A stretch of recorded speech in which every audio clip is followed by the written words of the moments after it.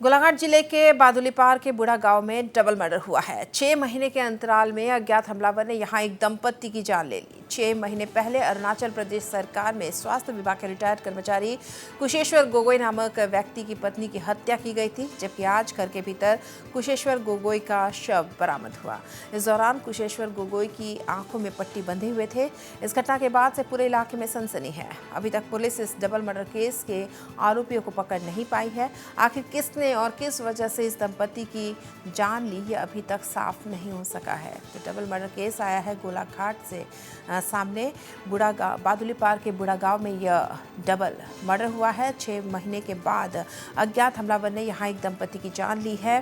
6 महीने पहले ही अरुणाचल प्रदेश सरकार में स्वास्थ्य विभाग के रिटायर्ड कर्मचारी कुशेश्वर गोगोई नामक व्यक्ति की पत्नी की हत्या की गई थी और अब खुद कुशेश्वर गोगोई का शव बरामद किया गया है। 2টামান বজাৰ পৰা ফোনটো ৰিং কৰি আছে, পোৱা নাই।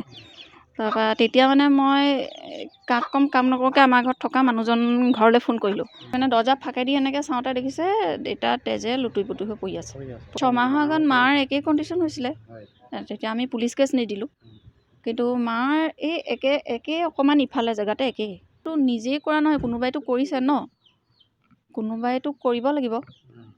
এতিয়া কোন মানুহ হয়, মানে যোনেই নহওক জুয়ে কৰিছে একেজন।